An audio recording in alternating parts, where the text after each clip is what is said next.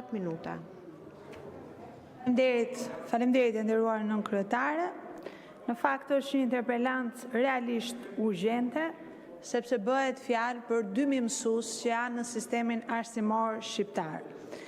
Me shumë probleme që ka arsimi sot, një ministre e përgjegjshme do të mendonte çfarë mund të bënte për të zgjidhur ndonjë nga problemet që ka gjetur në atë digaster. Përkundrazi, këta mendojnë se si mund të shtojnë problemet dhe hallet e mësuesve me udhëzimet e vetë ministrisë. Me një udhëzim, udhëzimi numër 12 të datës 24/2/2025, kujtohen dhe thonë që mbasi ke 15 vjet që je mësues dhe mbasi ke dhënë kontribut për sistemin arsimor, mbasi ke kaluar fazat nga mësues i kualifikuar, mësues specialist, kur ti duhet marrësh kualifikimin për mësues mjeshtër, këta të thonë, bëu dhe njerë student dhe shko jep provimin e licencës. Pra, mësuesët që kanë 15 vite në sistem, kanë mbaruar para sistemit të Bolonjës, i detyrojnë të futen për të marrë kualifikimin si mësues mjeshtër, të futen dhe njëherë në provim licencë. Tani, ka logjik kjo? Të nderuar qytetar, po ju jap një skem shumë të thjeshtë që ta kuptoni se çfarë i bëjnë mësuesve. Je student, mbaron shkollën, futesh bën licencën.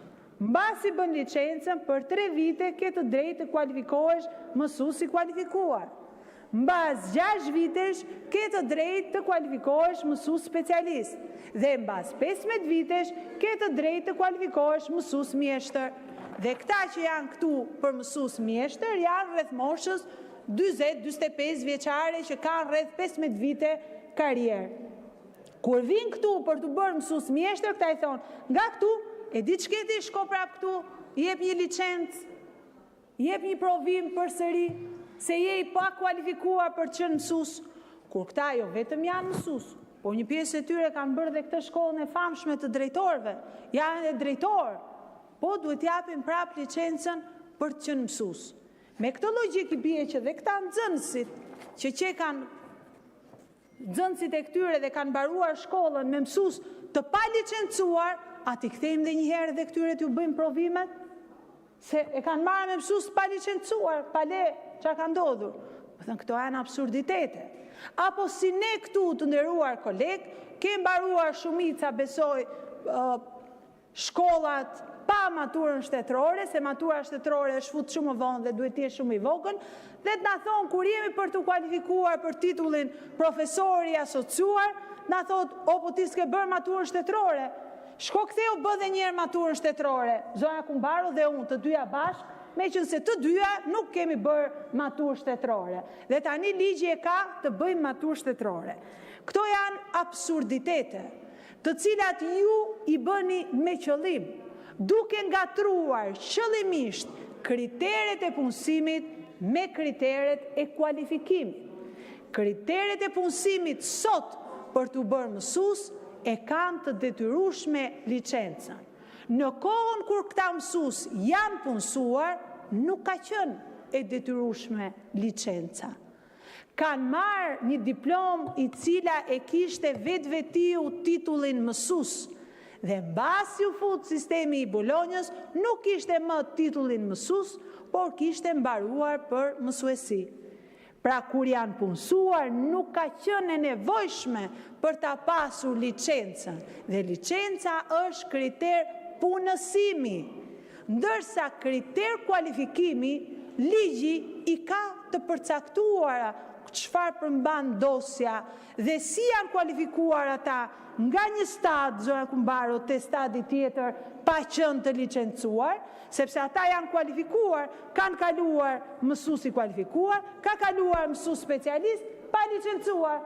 Erdhe ti tani dhe shpike rrotën që këta duhet jenë të licencuar, se kështu ta lexojnë ata juristët e paaft që ke në ministri, apo ato drejtoreshat që ke në ministri që i ke të kërkuara, rreth shtëpie, çfarë ke atë Arta Dollanin atje që e merr ministri më ministri dhe të bëjnë këto lloj udhëzimesh,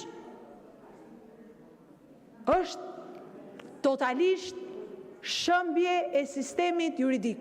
Është një mësues ta shkatrosh nga siguria juridike se ne nesër si kuvend miratojmë një ligj dhe i themi përveç licencës do të bëj dhe garë me pengesa 500 metrësh dhe do duhet ta fitoj para se të kualifikohet. Po këtë garën, nëse ju e miratoni 500 metra me pengesa, do ta bëjnë ata që futen për herë të parë në sistem. Nuk mund ta bëjnë ata që janë në sistem. Dhe ju përishni atë që është siguria e vendit punës, e drejta e fituar e cila nuk mund të tjetërsohet, siguria juridike e mësuesve dhe nuk janë pak, janë 2000 mësues.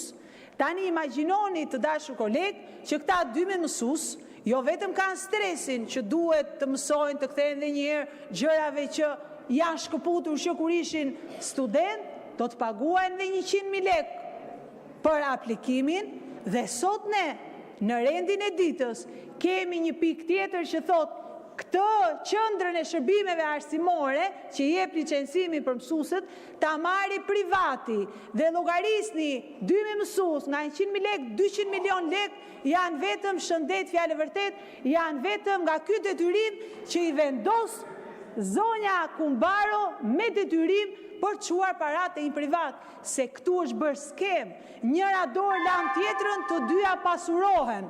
Edhe zonja këtu, edhe klientët e saj atje ADF-ja që do të flasim në ligjin tjetër.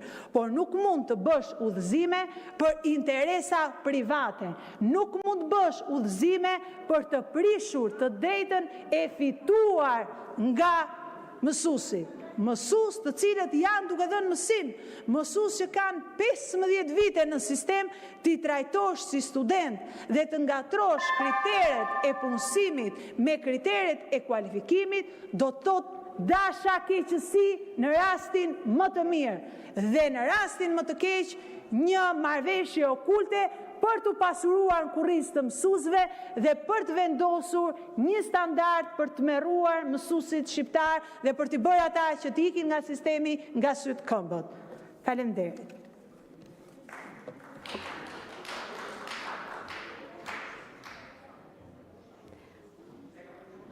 Në mbështetje të nenit 96, zonja Kumbaro, keni fjalën 20 minuta. Nderuar zonja kryetare, të nderuar deputet, për sa u thanë, e vlerësoj shumë këtë mundësi që më jepet nga një grup deputetësh të Partisë Demokratike, të cilët vjen keq që nuk i shoh të gjithë në sallë, domethënë se janë të interesuar, por kanë firmosur një kërkesë pa qenë fare të interesuar, për të sqaruar edhe një herë çështjen e pajisjes me licencë të mësuesve në Shqipëri. Them edhe një herë, sepse për gjatë javëve të fundit kemi qenë vazhdimisht në kontakt dhe në komunikim, si në komunikimin publik, ashtu edhe në takime tematike me mësues, drejtues të zyrave vendore arsimore, drejtues të drejtorive rajonale të arsimit, për të dhënë një informacion, për të prishur dezinformimi, por dhe për të orientuar, për të përgjigjur pyetjeve që rregullisht mësuesët shkëmbejnë me sistemin. Por si çdo gjë që ndodh, apo si çdo punë që kryhet, nuk mund të mbese as kjo temë jashtë zellit për të krijuar tymlaj, për të shpifur e për të shpikur se s'ka si të ndrodh ndryshe. Ama fatmirësisht, situata është krejt tjetër. Mësuesët e dinë shumë mirë, mësuesët se nga dolën ato 2000 mësues këtë e din ata që e thonë, por jam duke dhënë këtu një sqarim në vazhdim, sa publik, po aq edhe juridik. Për çështjen e ngritur lidhur me licencimin e mësuesve, duke bërë edhe një kronologji historike, sepse për të gjithë këtë çështje është e udhës që të referohemi bazës ligjore. Së pari, ligjit për profesionet e rregulluara në Republikën e Shqipërisë, që ka hyrë në fuqi në vitin 2011, dhe ligjit për arsimin para universitar, që ka hyrë në fuqi në vitin 2012. Vetëm kaq do të mjaftonte për të kuptuar se s'po ndodh asgjë e re, asgjë e pashkruar më parë, asgjë që mund t'jetë tek e një institucioni e aq më pak e një personi. Janë ligjet të shkruara 15 vite të shkuara, të miratuara nga ky kuvend për ata që nuk kanë kujtese, për ata që janë rishtar, e të propozuara nga qeveria e drejtuar nga Partia Demokratike.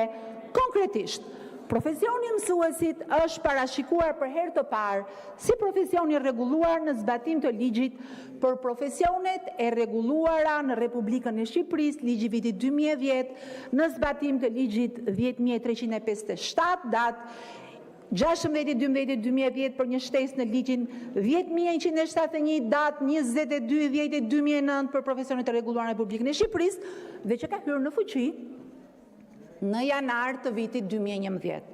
Në nenet 7 dhe 8 të këtij ligji përcaktohet se personi që kërkon të ushtrojë një profesion të rregulluar duhet të ketë përfunduar programin përkatës të akredituar të studimit dhe kualifikime profesionale në atë profesion. Ndërsa lidhur me kriteret për të fituar të drejtën e ushtrimit të një profesioni të rregulluar, siç është profesioni i mësuesit, çdo kandidat duhet a. të kryejë praktikën profesionale, b. të kryejë provimin e shtetit, pra të licencës, 3. të regjistrohet në urdhim profesional përkatës që në rastin e mësuesisë janë zyrat vendore të arsimit parauniversitar.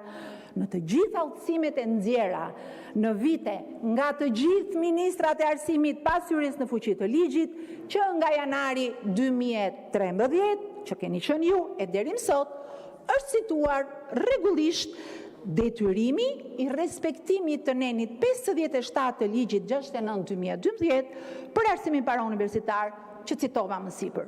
Thënë kjo, del pyetja, po mirë, për çfarë bëhet kjo interpelancë kur ligji e thot qartë dhe udhëzimet e thon po aq qartë?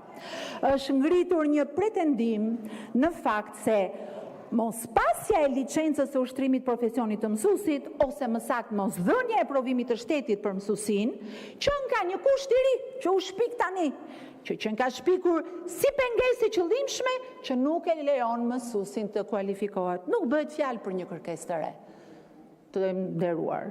Ndonse interpelaca flet vetëm për udhëzimin e muajit shkurt 2025, i cili nuk bën asgjë tjetër përveç se rimerr referencën ligjore të ligjeve të sipërpërmendura dhe të gjitha udhëzimeve në këtë periudhë kohore.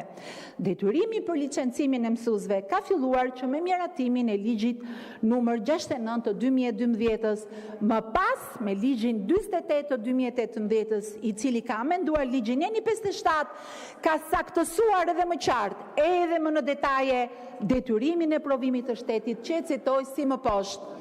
Mësuesi i arsimit fillor, i arsimit të mesëm të ullët dhe i arsimit të mesëm të lartë, mësuesi i shkollave të arsimit të orientuar, mësuesi i kulturës përgjithshme në shkolla profesionale, mësuesi që punon me nxënësit me aftësi të kufizuara dhe mësuesi me diplomë të ngjashme ose të përafërt me diplomat në fushat, lëndët e mësimdhënies në arsimin parauniversitar, ushtron profesionin pasi a. të ketë kryer me sukses praktikën profesionale, b. të ketë kaluar me sukses provimin e shtetit në fushën e formimit të tij, siç parashikohet në ligjin 10.171 datë 22/10/2009 për profesionet të rregulluara të ndryshuar dhe në aktet nënligjore ku janë dhe udhëzimet të nxjerra në zbatim të tij. Ndërkohë ka dhe një saktësim që dua ta bëj, ose një të vërtetë të madhe që dua ta përsërisem, mësuesit e kanë shumë të qartë. Është përcaktuar shumë qartë edhe në ligj se mësuesit të cilët kanë qenë të punësuar në sistem para vitit 2011, përpara se ligji për profesionet e rregulluara të ketë hyrë në fuqi, përjashtohen nga ky detyrim. Detyrim ose klauzol që e kanë zbatuar të gjitha administratat e Ministrisë së Arsimit, sepse ligji nuk ka fuqi parapavepruese. Po ashtu, në nenin 59 të ligjit të 2012-s për arsimin parauniversitar është parashikuar kualifikimi i mësuesve si më poshtë. Kategoritë e kualifikimit të mësuesve janë mësues i kualifikuar, mësues specialist dhe mësues mjeshtër. Rritja në kategori e mësuesit bëhet nëpërmjet përvojës, trajnimit dhe pasi të ketë dhënë me sukses provimin përfundimtar të kategorisë. Kriteret dhe procedurat e kualifikimit të mësuesve përcaktohen me udhëzim të ministrit, pra pasi e ke kaluar detyrimin e nenit 57 për të dhënë provimin e shtetit. Në këtë kuadër, rritja në kategori kualifikimi i referohet individëve të punësuar si mësues që detyrimin për pajisje me licencë e kanë përmbushur me punësimin e tyre dhe si rezultat i përvojës së krijuar trajnimit dhe pasi kanë dhënë me sukses provimin përfundimtar të kategorisë përkatëse, përfitojnë dhe kategorinë e kualifikimit e cila më pas shoqërohet dhe me shtesën e pagës sipas VKM-s 425 të qershorit 2024.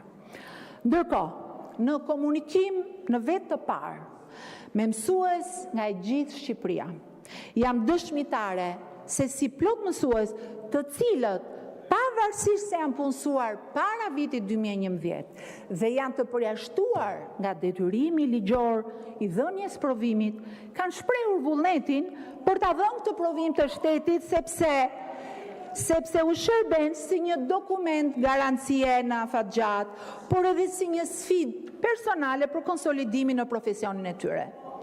Përmes ligjit dhe një sër udhëzimesh, kemi ndërtuar një kuadër kriteresh për ushtrimin e profesionit të mësuesit. Dhe dua të theksoj se këto masa nuk janë as rastësishme, as të reja, por pjesë e një përpjekje të vazhdueshme për të rritur standardet dhe cilësinë në sistemin ton arsimor.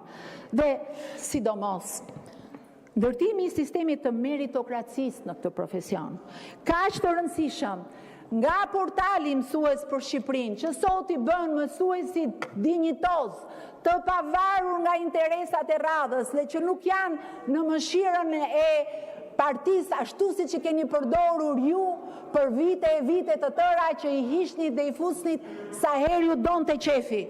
Sot mësuesi futet në portal, portali është transparent, portali është online, mund ta verifikoj kushdo, deri tek programi profesional i zhvillimit të mësuesve. Sot kemi një trup pedagogjike mbi 30 mësues të trajnuar në programe të ndryshme në të gjithë sistemin dhe që përgatiten rregullisht në sfidat e kualifikimeve që i ngrenë në grada sipas ambicjes së tyre.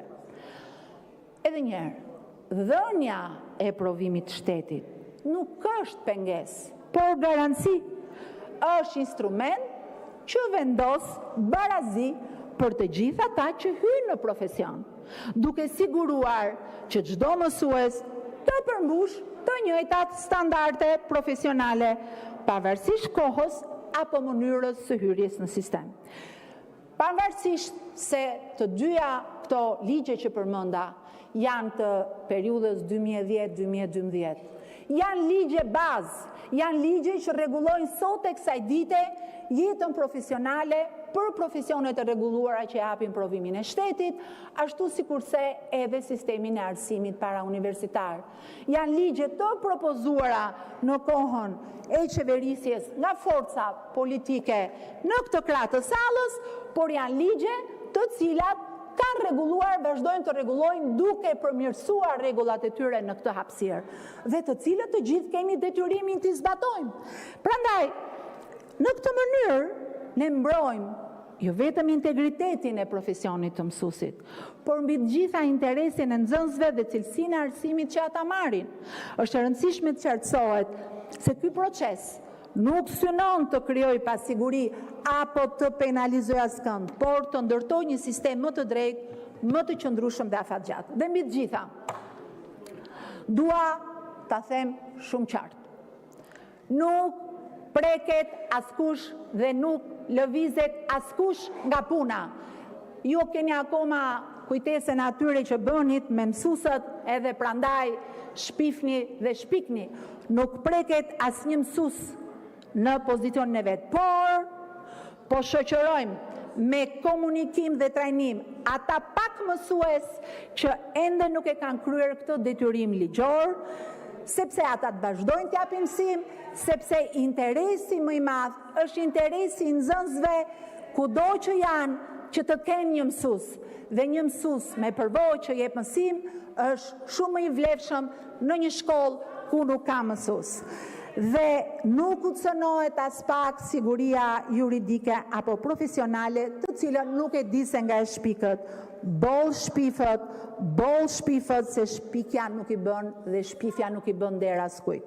Nuk ka asnjë politik, asnjë vendim dhe asnjë nisëm që të synojë largimin e mësuesve nga vendet e tyre të punës për shkak të këtij procesi.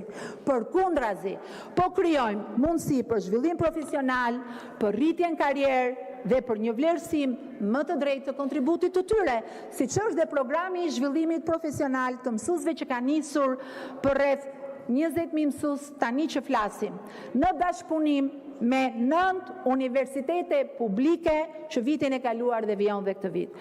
Ky është një proces që synon të forcojë besimin tek sistemi arsimor, të motivojë mësuesit dhe të garantojë që çdo fëmijë në Shqipëri të përfitojë nga një arsim cilësor i bazuar në merit, profesionalizëm dhe standarde të unifikuara.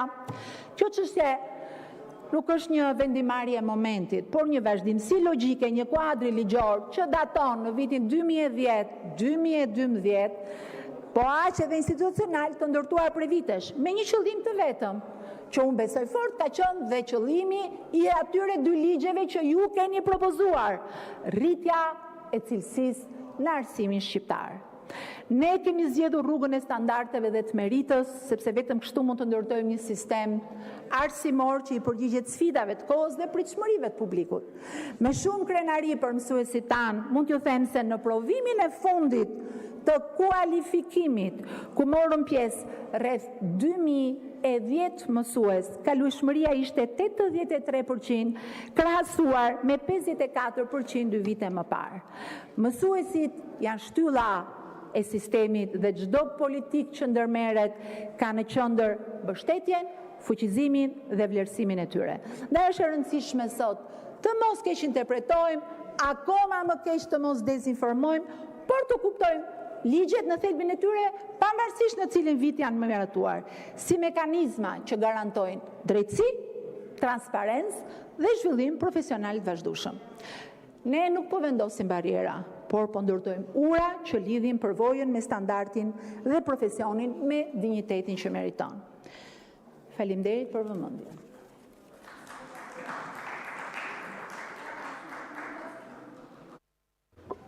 Zonja Zhupa, mbështetjen e 96.5 rregullores mund të shpreheni lidhur me përgjigjen e ministrit 15 minuta.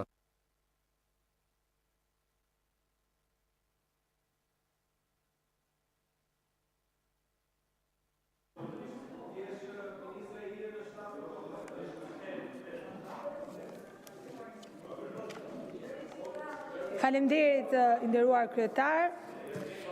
E dëgjova me vëmendje e para një ministre e përgjegjshme, meqense kundërshton shifrën time 2000 mësues, le të na thotë sa mësues janë. Pra filloje duke bërë transparencë, na thuaj sa mësues preken nga kjo skem. Meqense kundërshton duhet sjellësh fakte, por kundërshton thjesht për hir të kundërshtimit. Zoja Kumbaro, ligjin ose ta kanë interpretuar keq, ose edhe vetë nuk e kupton. Më lejo të ta sqaroj. Neni 57, Zoja Kumbaro, i ligjit të arsimit para universitar, ka hyrë në fuqi jo në vitin që ka hyrë ligji, por është ndryshuar dhe është ligj më vete, ligji numër 48/2018, datë 23/7/2018. Pra kjo pikë është ndryshuar në vitin 2018. Ata mësues nga 2011 deri në 2018 janë mësues që janë marrë përsëri në sistem pa pasur këtë detyrim që ka neni 57. Dhe kur ti numëron dhe thua që para vitit 2011, harron që ata këtë nen e kanë bazë vitit 2018 dhe jo 2011, as 2012, zonja Kumbaro.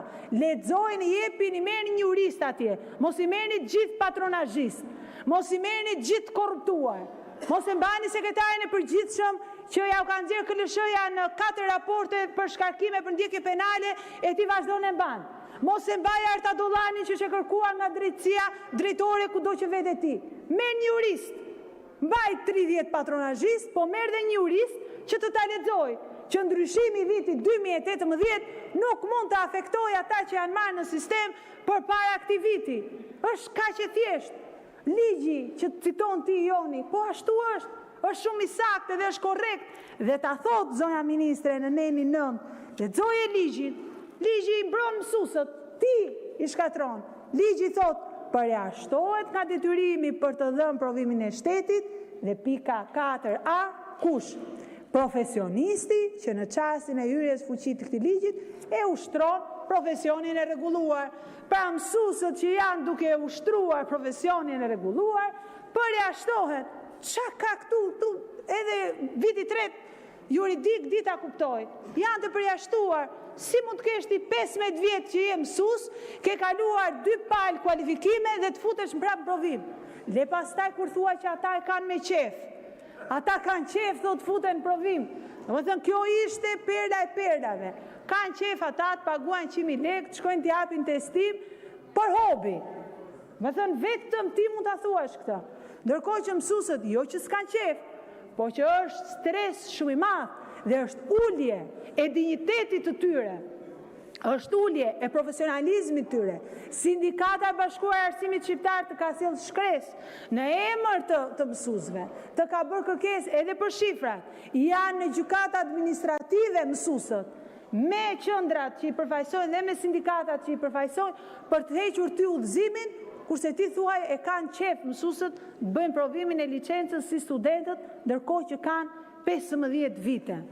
Është situatë jo absurde, po situatë që vetëm ju mund të vini dhe ta mbroni. Në vend se të vini këtu dhe të thoni që ai udhëzim do korrigjohet, kemi marrë shqetësimin e mësuesve dhe do ta korrigjojmë bashkarisht, dhe interpelantën unë jam i gatshme të mos e bëja, mjafton që ti të ndryshoje udhëzimin dhe të jepje të drejtë mësuesve, po çfarë do bëjmë ne zonja ministre? Çfarë do bëjmë? Do e bëjmë si puna e kategorisë? Do i lëm 1 vit e gjysmë ata pa rrogë edhe të enden sa ndej këtej dhe pastaj do kujtoheni ju t'ia bëni dhuratë për 7 marsin e ardhshëm? Kështu do ta bëjmë? Edhe kësaj radhe do t'i lini ju të futen në përprovime, të skualifikohen, të harxojnë parat, të bëhet çështje e madhe dhe 7 marsin e 2027-s, me që është dhe fushat, hajde u heqim detyrimin për licencë. Po kështu bëhen politikat, zonja Kumbaro? Çfarë mire i vjen sistemit arsimor kur ti godet mësuesin më me eksperiencë? Çfarë mire i vjen sistemit arsimor ku mësuesi mbasi ka marrë 2 kualifikime pa detyrim për licencë? Zonja Kumbaro, vetëm kaq më shpjego dhe shpjegoja shqiptarëve. Nëse detyrimi për licencë është sa herë kualifikohet, si janë kualifikuar në 2 kategoritë e para pa licencë dhe te e treta që ka detyrimi? Po se është edhe logjik. Ata kanë kaluar 2 lloj kualifikimesh, i kanë kaluar këto hapa të skemës. Kanë kaluar mësuesi kualifikuar pa licencë. Qofse ka ligji, kush i ka kalu këta? Se ju që keni për burg. Qofse ju i keni kaluar edhe ka pas ligji, atëherë të çojmë të gjithë ata që i kanë kaluar në burg. Si kaluan këta nga mësuesi kualifikuar në mësues specialist? Se ti thua ligji është që në 2011-ën. Ne jemi në 2026-ën dhe nga 2011-ën, 2026-ën i kanë marrë këto titull. Unë do të sjell rast konkret, sepse e mora me vete, vetëm për arsye që të sjellja fakte se janë në gjykat, të shkojë mësuesi në gjykat për të drejtën e vet për kualifikim, është domethënë të jesh komplet, totalisht antikombëtar, se arsimi është të jesh kombëtar, zonë. Qofse ti do të jesh adhetare, duhet punosh tek arsimi, duhet mbrosh mësuesin, duhet i japësh mësuesit më shumë të drejta, duhet bësh ligje me porosi për t'i dhënë drejta mësuesit. Jo ligje me porosi për t'i dhënë lek edhe shërbime shtetërore ADF, siç e bëre te kultura e bën dhe këtu. Po të bësh ligje me porosi që mësuesit t'i rrisësh rrogën, t'i lehtësosh rrugën e kualifikimit, t'i japësh pension suplementar, ta bësh mësuesin mbret të sistemit. Jo, ti s'do ta lësh as të kualifikohet. E skualifikuan mësuesët në qarkun e Vlorës. Ndaj nisi problematika. U publikua lista e skualifikimeve, mbasi e publikova unë, bët edhe tjetrën pasaj. I skualifikonit, po nuk e botonit më listën, që mos meri vesh se çfarë ndodhi batërdia që po ndodhte në sistemin arsimor shqiptar. Këtu kam dosjen e kualifikimit të Entela Hoxhës, mësuese pranë gjimnazit Leonik Tomeo në Durrës. Dhe kam edhe ankimimin e saj. Po ta sjell me emër, po deshe ti unë t'i sjell të gjithë me emër, po puna është që të gjithë kanë të njëjtin hall dhe mirë është që ti ta rregullosh për gjithë njëherë mirë dhe jo individualisht. Zonja është diplomuar në vitin 2008 në Universitetin e Tiranës dhe ka marrë titullin psikolog. Pra, psikologji. Është punësuar në mësimdhënie, siç e lejonte ligji, se ka qenë ligji i 95-ës në fuqi. Më pas, u ndryshua ligji në 2018-ën, neni 57 që citoni dhe ju, dhe para hyrjes në fuqi, në 2014-ën, zonja Entela ka bërë dhe master shkencor në mësuesi. Dhe organi e martesës e ka quajtur të vlefshme dhe jep mësim dhe është kualifikuar për mësues specialist, mësues i kualifikuar dhe tani kishte dosjen për të bërë mësues mjeshtër. Ju tani e skualifikoni dhe i thoni jo, pavarësisht se ka bërë dhe master shkencash, jo se s'ke bërë ti provimin e licencës. Tani ku qëndron logjika këtu? Zonja Kumbaro, a i dini ju që për çdo kualifikim ka një inspektoriat, quhet Inspektoriati Shtetëror i Arsimit. Dhe ky funksionon me një VKM të datës 3/4/2013 me numër 352 që ka këtë detyrë. Është përgjegjëse për inspektimin e zbatimit të kërkesave ligjore në fushën e arsimit parauniversitar dhe arsimit lart. Ky inspektoriat ka kryer inspektim për dosjet e mësuesve kudo, po edhe te ky gjimnaz, po në të gjithë gjimnazet. Dhe nuk ka gjetur ndonjëherë, më thoni ju mua, nëse inspektoriati ka gjetur ndonjëherë që kualifikimet e mësuesve nga një kategori në tjetrën kanë qenë të kundralishme, se s'kan pas licencën, se në qoftë se kishte qenë kriter ligjor, ky kriter ligjor do ishte zbatuar një herë kur punësuan. E zëm se nuk u zbatua kur punësuan se ishin të paaftë apo të korruptuar ata. Kaluan filtrin e dytë, kaluan filtrin e kualifikimit parë, përsëri u kualifikuan. Kaluan filtrin e tretë, filtrin e kualifikimit dytë, përsëri u kualifikuan. Kaluan filtrin e katërt të inspektoriatit që pa dosjet e kualifikimet më pashme, përsëri u kualifikuan. Kur vjen në fund, thuati jo se ligji, kujtohesh ti tani, me ministria jote, me njerëz në kërkim, me njerëz që i kërkon spaku, me njerëz të dënuar, me njerëz të paaft, me njerëz anti-shqiptar, kujtojeni ju tani dhe thoni, jo ti ke kaluar 4 filtra, ti ke 15 vjetë sistem, ti këtu ke dhënë kontribut, ke kaluar qindra nxënës, breza të tjerë, po ti e paaft për qenë mësuese, se ti duhet japësh licencën që të bëhesh e haft për dhënë mësuese. Ti duhet japësh licencën që të bëhesh mësues mjeshtër. Edhe fjala licencë me mësues mjeshtër nuk ka lidhje, se ti je mësues mjeshtër do të thotë që ti ke pasën 15 vite sistem, ti thu shko jep licencën. Jo po shko thua i jep provimet e lirimit në klasë 9 vjeçare, se ka qenë 8 vjeçare atëherë, e tani është bërë 9 vjeçare e të shkojnë të japin provimet e lirimit. Po çfarë është kjo zona Kumbaro se sinqerisht nuk e kuptoj. A keni juve pak sensin e gjërave që shkruani, se bëhet një uzim dhe shikohet, or kur është ndryshuar ky neni? Në 2018. Atëherë nga 2018 e këtej. Nëse në sistem, zona Kumbaro, ta them në emër të mësuesve edhe në emër të opozitës.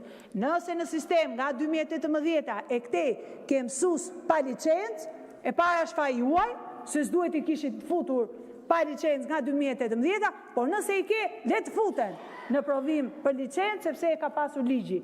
Dhe prap, ata, në qoftë se janë futur, është faji juaj dhe i stafi rekrutuse kush i ka futur, por nuk ka. Në qoftë se ti fut edhe 2011-ën, edhe 2012-ën, e me radhë, vetëm se do ti që të pasurosh qendrën e shërbimeve arsimore që tani do e kthesh në private, kjo tani e bëj lidhjen, se sinqerisht nuk arria dot të bëja kush ishte interesi. Thoja çnej që duan të fusin këtë stres të madh mësuesve. Sot që e di që ne kalojmë ligjin që qendrën shërbimeve arsimore, ata që japin licencat e mësuesve, do ta marrë ADF-ja, do e marrë privati, patjetër e kuptoj që ju do nxirrni dhe një 10 udhëzime tjera, të licenconi dhe një 10 lloj profesionesh tjera, biles dhe ato që s'janë të licencuara, vetëm që t'i rrisni punën atyre. Zoja Kumbaro, kam një pyetje tjetër, po ke guxim më përgjigj. A e dini ju që vendi po shpopullohet? A e dini ju që klasat janë mbyllur dhe kur i mbyllet klasa mësuesi del nga sistemi? A e dini ju që ky mësues i dal nga sistemi edhe pse ka qenë i punësuar përpara, kur i futet në sistem, data e tij e kontratës është datë e re? Dhe ty ta prek ligji. Pra një mësues, Zoja Kumbaro, që ka mbaruar para Bolonjës, një mësues që është futur në sistemin arsimor që në vitin 2009, i mbyllet klasa për shkak të shpopullimit, del pa punë, rri vërdall se ku do ta çoni ju se çoni gjëkundi, futet në portal dhe punësohet në vitin 2025. Dhe në kontratën e tij është i punësuar në vitin 2025, dhe duke qenë i punësuar në vitin 2025, del ti me njohuritë e tua të thelluara mbi ligjin dhe i thua, jo, po ti duhet të kesh bërë licenca. Mojzoj, po ai ka mbaruar në 2009, është punësuar në 2009.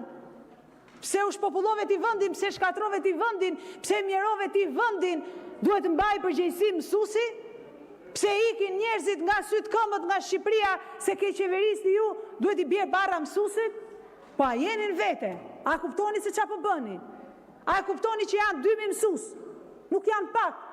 Dhe 2 mësues të ishin, do ishte çështje, Zoja Kumbaro. 2.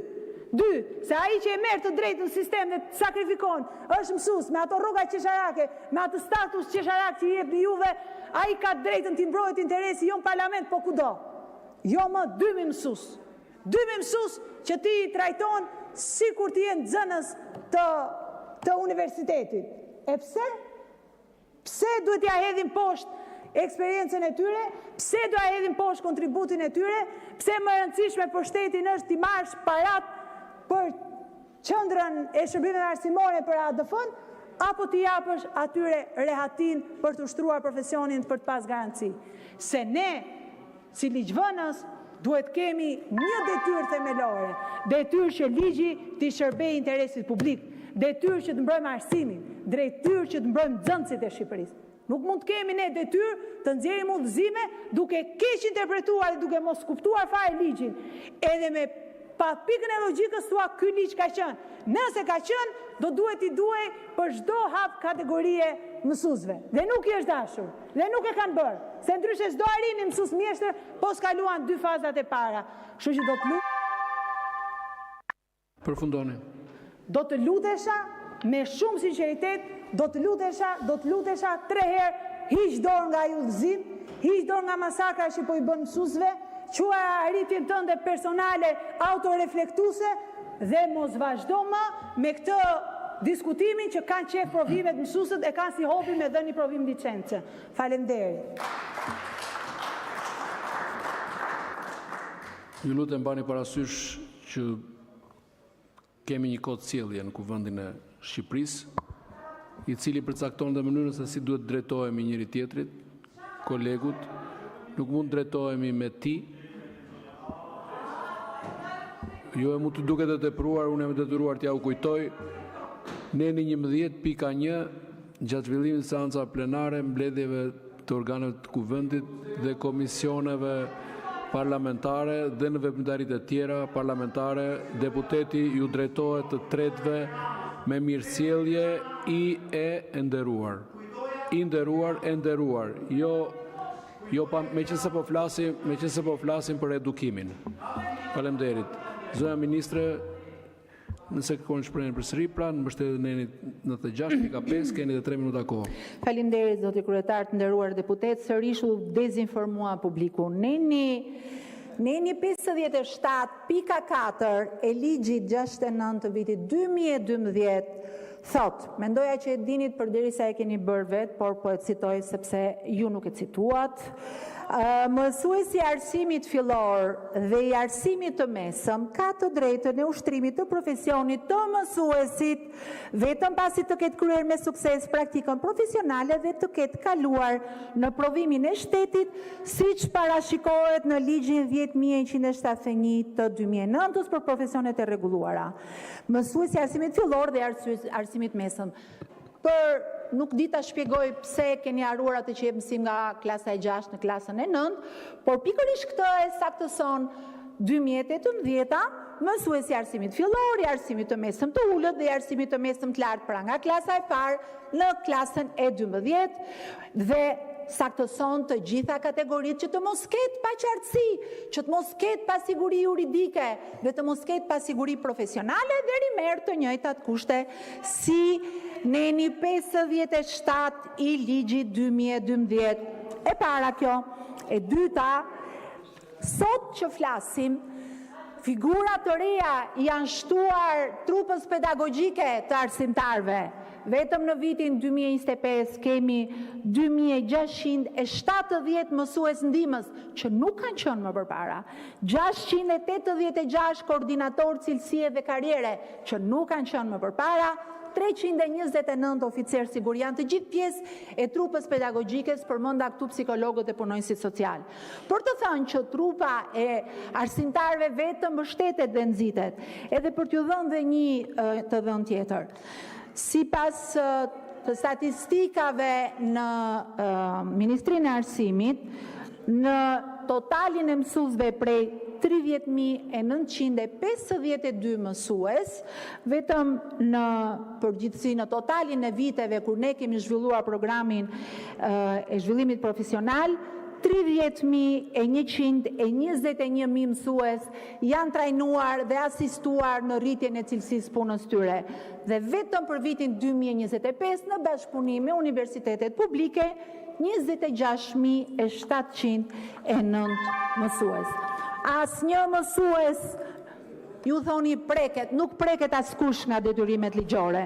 Nëse ju i konsideroni qef këtë punën e dhënies detyrimeve ligjore provime, është problemi se si keni dhënë provimet, përkundrazi, ne garantojmë siguri afatgjat, më shumë mundësi, më shumë perspektiv për çdo mësues, sepse puna e tyre është më e shenjtë se çdo gjë. E sa për kushtet e tyre, që nga infrastruktura. Përfundoni, ju lutem. Tëm 3 sekonda. Rroga mesatare e mësuesve në Shqipëri sot është më e lartë se kur, 950 euro dhe shkon deri në 1200 euro në funksion të kualifikimeve që bëjmë. Të dashur mësues, jeni më të mirët dhe meritoni gjithë respektin për te gjithë llafeve e muhabeteve që bëjmë. Faleminderit. Faleminderit zonja Zhupa. Edhe ju në mbështetjen e 46.5 keni 3 minuta kohë. Zhaku Mbaro the nja 200 shifra që s'kishin lidhjet, vetëm shifrat që të pyeta është sa mësues preken. Këtë s'na i the. The, du me thëmë, më thoje dhe sa ju ka galaktika, po këtë shifrën konkrete nuk na i the. Provimet si thash unë janë qef, i the ti, ka nga ta që bileste, mbaj mend se qa thua, mund tjetë edhe, s'po komentoj se çështje etike, çështje e moshe, po the, zonja Kumbaro, the, ka nga ta që nuk ju duen dhe futen për dëshirë në provim. Këtë e the ti dhe nuk e thash unë. Tani më lejo edhe një herë në fund të fjalës, tani zoti kryetar ka një detyrim për të qëndruar në interpellant, ministrja. Tani me këtë lloj etike që përdorni ju mbase edhe unë e përdora etikën, po kjo si jep të drejtë. Edhe etika duhet të jetë për të gjithë. Kjo si jep edhe për ministrat, edhe për deputetët e njëri krahut të krahut tjetër. Ajo ka detyrim. Por ju lutem kjo rezistenca tuaj për të mos zbatuar etikën që vete kemi dakordsuar në kodin e sjelljes. Nëse unë abuzoj, ju keni detyrimin të më thoni, ajo s'ka asnjë të drejtë që të lëvizi nga vendi atje. Po shumë i bën që ikën, sepse ajo i ka ikur përgjegjësisë, sepse ajo nuk ka fytyrë, po ka një detyrim që lidhen me mos respektimin e kodit të sjelljes. Ka një detyrim që të rri atje zoti Peleshi. Deputetët e tjerë mos e ndërprisni, ju po e ndërprisni. Dhe zoti Peleshi ka një detyrim që të qëndroj atje dhe të dëgjoj për mësuesit. Unë nuk jam duke qarë këtu një hall personal. Unë jam duke folur për mësusit. Ashtu si që ka dhe një detyrim nga rregullorja e kuvendit për dëgjuar. Po ajo nuk është se nuk më respekton mua, se unë se dua respektin asaj, po nuk respekton ty, nuk respekton ju, nuk respekton këtë kuvend, nuk respekton rregulloren dhe Kushtetutën Republikës Shqipërisë. Dhe ky duhet jetë problemi jot dhe jo problemi im. Ndërkohë, të dashur mësues, kjo çështje është në gjykatën administrative. Partia Demokratike do ta ndjeki hap pas hapi. T'jeni të sigurt se siç ndodhi me betejën për pagesën e kategorisë, do ta fitojmë dhe këtë betejë. Por kur të vi momenti që do të bëhet ndryshimi, do t'i vënë emrin e Evis Kushit ose të Mirelës, mbase ka ikur ministre dhe pse nuk shkulet nga ai vend, mbase i vënë emrin e atyre dhe t'i japin urimet për këtë arritje që do të bëjë për mësuesit, për një të keqe që ja ka bërë vetë. Por, të nderuar kolegë të mazhorancës, ju që shkoni dhe bëni turin në për Shqipëri, punët e Shqipërisë, takojni dhe mësuesët. Takojni mësuesët dhe do t'ju thonë që është çmenduri kjo që po bëni. Takojni dhe dëgjojni. Mbase do të keni kurajon për t'i kërkuar ministres tuaj që të reagojë, për t'i kërkuar ministres tuaj ta kuptojë që siç janë kualifikuar mësuesët deri dje, do duhet të kualifikohen në vazhdim. Nuk bëhet para me djersën dhe gjakun e mësuesve. Nuk pasurohet ADF-ja me djersën dhe gjakun e mësuesve. Me 15 vite eksperiencë që janë në sistem, që japin që një mësues humbi jetën duke ecur në për diellën e për shi, vetëm e vetëm për të dhënë mësim. Dhe ne nuk ngrihemi dot në rëndësinë që ka ai profesion. Dhe për ta mbyllur, kam një shprehje që nuk e kam thënë unë, po e kanë thënë njerëz shumë më të mençur se sa unë, që thonë, Zoti Peleshi, mund të heshtësh 50 dietar vetëm me një fakt, por nuk mund të heshtësh një idiot me 50 fakte. Faleminderit. Këtu përfundon zhvillimi i interpelancës. Para se të kalojmë te pika tjetër, zoti Balla ka kërkuar fjalën për procedurë. Zoti Taulant Balla. Fillove ta korrigjosh mënyrën si drejtohemi, kolegë. Zoti kryetar, zonja e zotrinj, koleg, besoj të gjithë jeni njohur me lajmin shumë të trisht të ndarjes nga jeta të akademikut Recep Qosja, vepra e të cilit nuk janë thjesht vetëm libra, po janë një kontribut i pazëvendësueshëm i kujtesës tonë kombëtare, i ndërgjegjes dhe dinjitetit tonë si kombë. Prandaj është shumë jetike në kuptimin e respektit për një nivel kaq të madh të kontributit për Shqipen, për shqiptarin, të vlerësojmë kontributin e pazëvendësueshëm të këtij akademiku në kërkesën bazuar në rregulloren e kuvendit, që në një moment të caktuar kur ta vlerësoni ju, zoti kryetar, kur kjo sallë të plotësoj protokollin e nevojshëm të një momenti të tillë solem, gjatë ditës së sotme, ta kujtojmë veprën e tij, duke mbajtur 1 minutë heshtje, siç jeni njoftuar, familja e tij ka njoftuar që nuk do të ketë ceremoni zyrtare, ndërkohë që familja ka kërkuar privatësinë, por në vlerësim të kontributit të vlerës historike që ky personalitet mban, besoj që është në dinjitetin e kuvendit nga të gjitha grupet parlamentare në drejtimin tuaj të momentit kur do të caktohet ta mbajmë 1 minutë heshtje. I paguar qoftë kujtimi i akademikut Recep Qosja. Faleminderit. Atëherë në zbatim të rregullores konsultohem me kryetarët e grupeve parlamentare nëse jeni dakord që heshtjen solemne ta zhvillojmë para se të fillojë votimi për të siguruar pjesëmarrje maksimale. Jemi dakord? Okej. Atëherë faleminderit. Zoti Kılliçi ka kërkuar fjalën. Për procedurë, zoti kryetar, u bëhet disa herë që deputetëve të opozitës i ndërprisni fjalën dhe i drejtoheni duke i kërkuar llogari apo duke i tërhequr vëmendjen për gjuhën e përdorur në parlament. Ndërkohë që në gjuhën e tyre parlamentare, unë nuk e di nëse juve ju shqetëson, ju duket gjuhë jo parlamentare, denoncimi i skandaleve, i aferave, apo mbrojtja e interesit publik, po në asnjë moment zonja Zhupa nuk thyu, nuk etiketoi kolegen, apo nuk e anatemoj. Përkundrazi, ajo që ndodhi është shkelja e rregullores, për cilën ju duhet merrni masa.